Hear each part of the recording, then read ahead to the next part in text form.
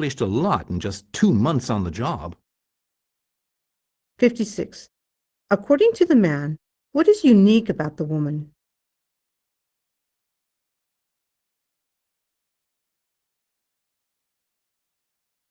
"57. What does going to the Calvin Klein meeting probably mean for the woman?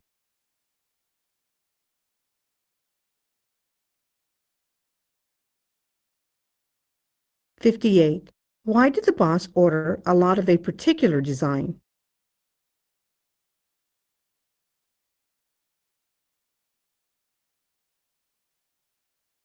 Questions 59 through 61 refer to this conversation. Are you leaving for home already, Ed? It's only 3:30. I know, but I've been here since 7. Why the sudden change of schedule? I've never known you to be an early bird. I'm definitely not, and I'm somewhat sleep deprived. But my son is in the state soccer tournament, and I can't miss any of his games. You are such a dedicated father, and an employee at that. I'm not nearly as efficient as you are in the office, but the first thing I do when I come home is take a nap. I don't know how you have the energy to work full-time and have a family. Well, I wasn't up to it at your age, that's for sure. This is only your first year on the job. It takes a while to get a rhythm. Once you're settled here, you'll find you'll have more energy for other aspects of your life. I promise. Okay, I better go. I can't miss kickoff. Have fun and good luck to your son. 59. Why is it acceptable for Ed to leave at 3:30?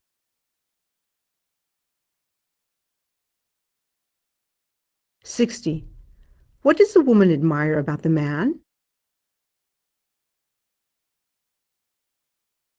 61.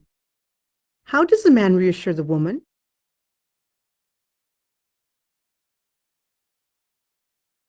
Questions 62 through 64 refer to this conversation. Adam, hi. What are you doing here? Since you weren't answering any of your calls, I thought I'd make a home visit. I know, I'm sorry. I know you are looking for this week's column, and I know I'm past deadline. It's just that I had some family things come up this week, and I'm a little behind schedule. Jenny, you are always past deadline. And although, as your editor, that used to stress me out a lot, I've grown accustomed to it the last few years. Well, then what is this about? Is something wrong? Well, a publishing company contacted me a week ago with an interest in turning your columns into a book. I promised to set up a meeting between you and them by the end of the week, but then again, I didn't expect you to be avoiding my calls for 7 days straight. Are you serious? Yes, I'm serious. But they are starting to think that you are not serious. I've set up a meeting for today at 4. Can you make it? Of course. 62. Where does this conversation take place?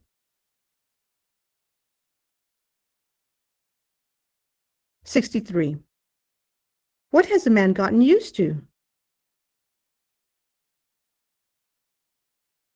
64. What does the publishing company want to meet with a woman about?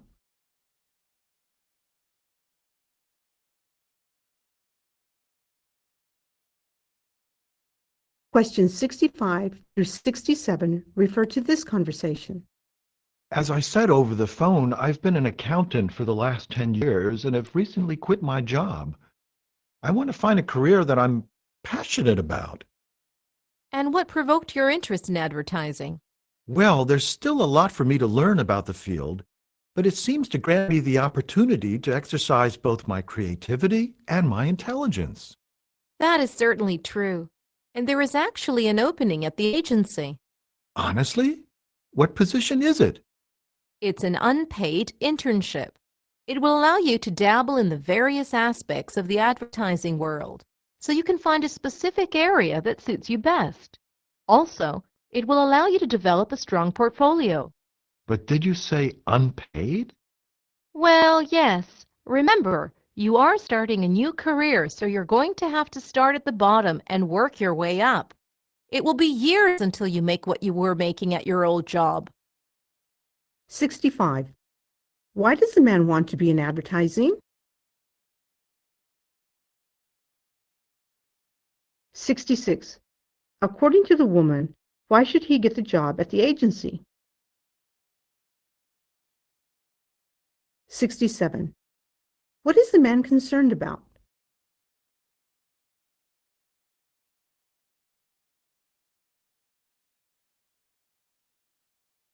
Questions 68 through 70 refer to this conversation. Do you think James will get the promotion? He definitely has a good chance and certainly deserves it. But remember, Paul is the boss's nephew, and he is also up for the job. But Cindy is a fair boss. She would never promote someone who was less qualified just because they were family. I don't think she would do it consciously, but it may play some role in her decision making. I mean, it's not like Paul is completely unqualified for the position. If Paul and James are neck and neck for the position, Paul certainly has the edge. Well, James will just be wrecked if he doesn't get it. He's been working so hard. Let's just hope for the best. 68. What might hinder James's chance at the job? 69. What does the woman think about Paul? 70. What does the man know about Paul?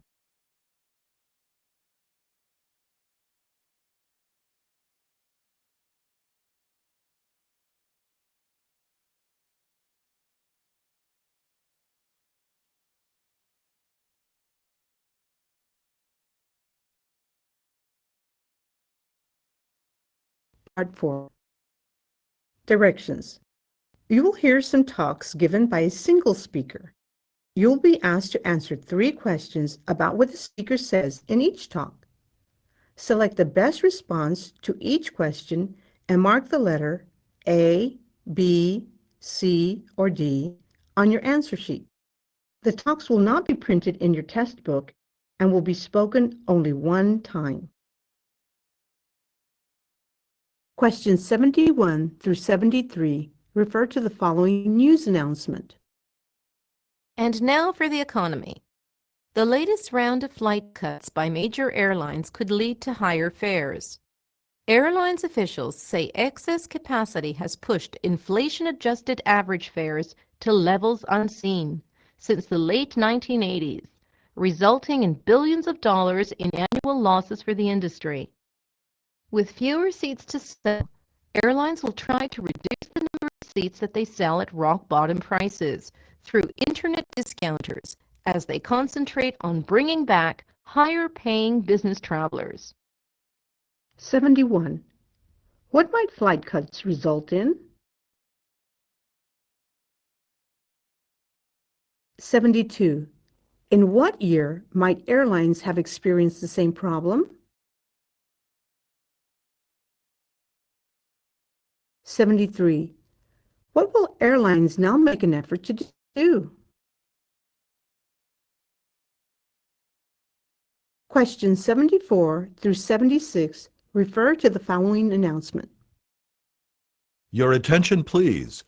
There is a red Ford Taurus parked blocking the building's entryway. Will the owner of this vehicle please move it immediately? This area is meant for shuttle buses and taxis only. You may move your car to either parking lot on the east or west side of the building. Again, this is a red Ford Taurus, license plate number 173 FTU. If it is still blocking the entrance 10 minutes from now, I am afraid we will have no choice but to call the towing company and have it removed.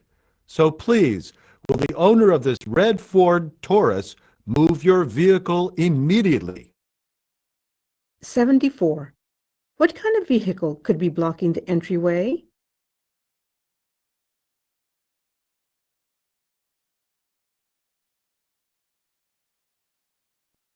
75. Where is the Ford Taurus allowed to be parked?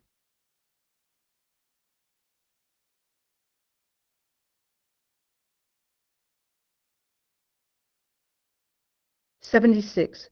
What will happen if it is not moved in 10 minutes?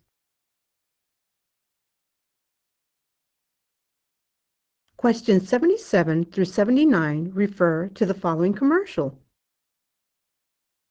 America loves to shop, and there's no place better than New Hampshire, where the shopping is sales tax-free and the choice is exceptional.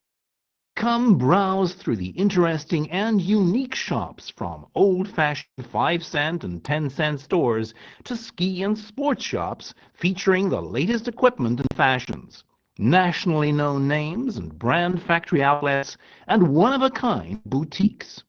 A bonus: many stores will ship your purchases, so it's easy to say yes to that once-in-a-lifetime find.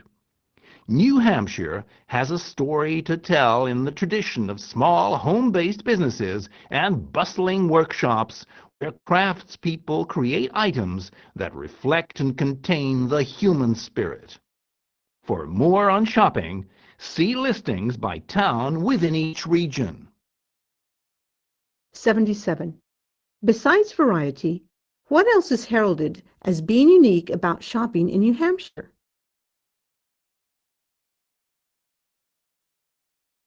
'78. What service do many stores provide?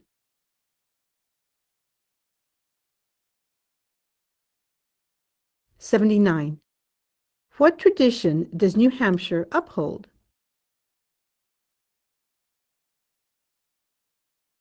Questions 80 through 82 refer to the following talk. When you get a haircut at a hairdresser, or take your clothes to a dry cleaner, or ask a garage to repair your car, you're buying a service. When you buy a service, you have the right to expect certain standards. First of all, the service must be completed within a reasonable time. This applies even if you and the person supplying the service have not agreed a time for the work to be finished by. Secondly, anyone who provides a service must do so with reasonable care and skill, to a proper standard of workmanship. If you paid someone to fix your roof because it was letting in water, it should not still leak after the work has been completed. Lastly, reliable and appropriate materials or goods should be used for the service. The same law covers goods and materials as if you were buying them directly. 80. Why are haircuts and car repairs mentioned? 81. When can reasonable timing of the service be expected?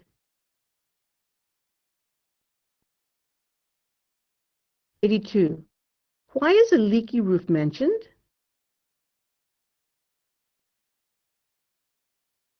83 through 85 refer to the following talk. Every time you breathe in, your lungs take in oxygen, the food for your brain and body cells. This is absorbed into your blood. Your heart pumps the blood around your body where the cells take up the oxygen and get rid of the carbon dioxide and other waste products. The blood goes back via the heart to the lungs. In the lungs, blood gives up carbon dioxide, which you breathe out, and takes up more oxygen for the process to start again. Understanding how our body works can help us protect ourselves from heart attacks and strokes. Today, though, things are much better, and heart attack and stroke victims can benefit from new medications and treatments unavailable to patients in years past. 83.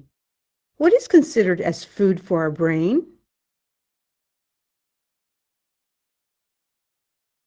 84.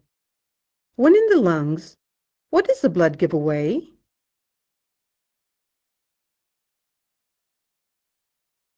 85. What is the purpose of this text? Questions 86 through 88 refer to the following talk. Business names are no longer registered within any government departments. But there are laws about using certain names and disclosing certain details of ownership. Before 1982, Many business names had to be registered under the Registration of Business Names Act 1916. The act was then repealed when new rules on business names came into force. This law was replaced by the Business Names Act 1985.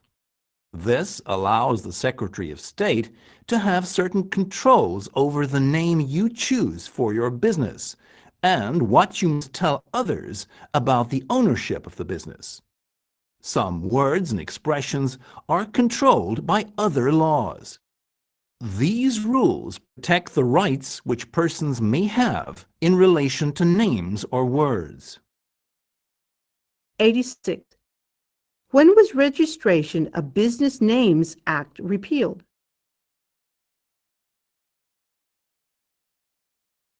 87. What does the Business Names Act allow?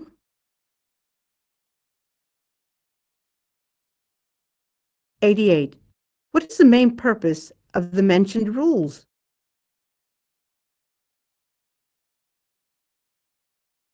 Questions 89 through 91 refer to the following talk. The very first modern Olympic Games opened in the first week of April 1896.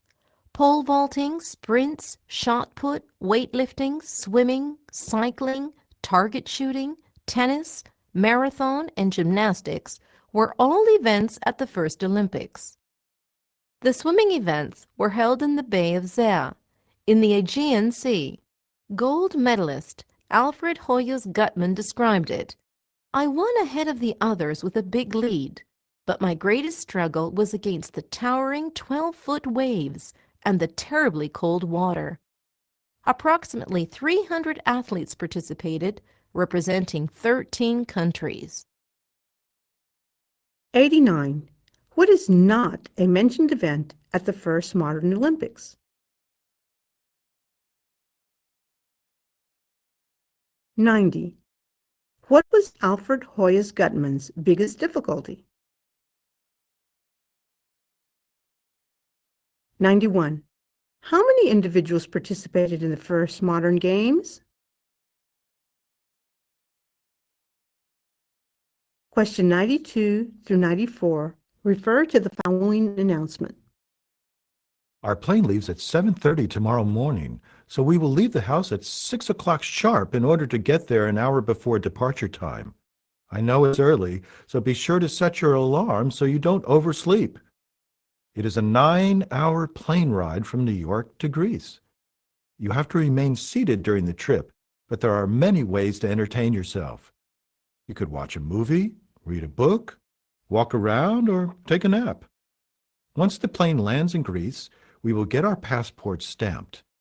After that, we will get our luggage from the baggage claim and then catch a taxi and have it take us to Hotel Poseidon in Athens. 92. What time do they need to arrive at the airport?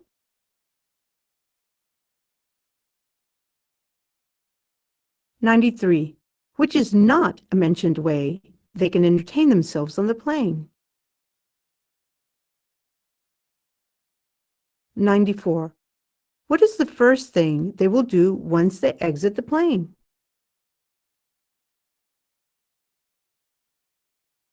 Questions 95 through 97 refer to the following lecture. All animals, but humans especially, adapt to their environments aided by learning.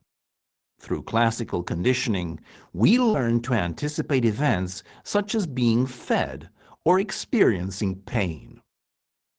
Through operant conditioning, we learn to repeat acts that bring desired results and avoid acts that bring punishment. Through observational learning, we learn from the experience and example of others. Observational learning, where behaviors are observed and imitated, is a process found among higher animal groups such as humans.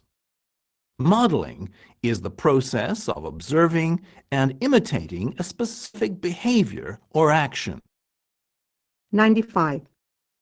How do we learn how to prepare for events such as pain?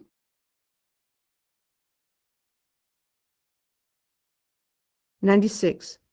What do we learn to avoid through operant conditioning?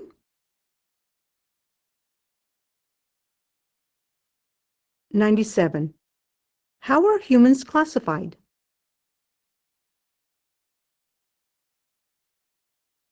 Questions 98 through 100 refer to the following talk.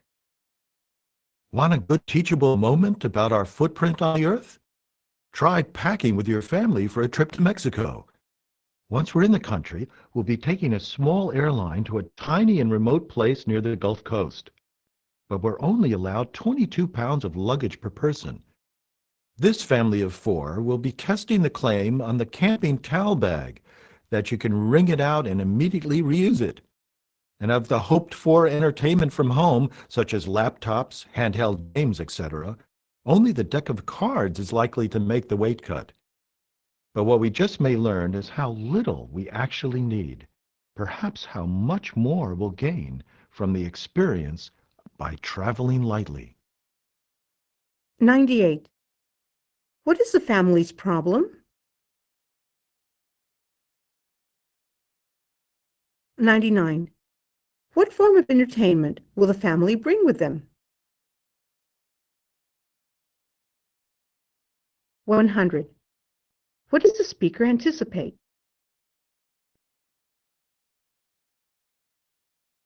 That is the end of the test.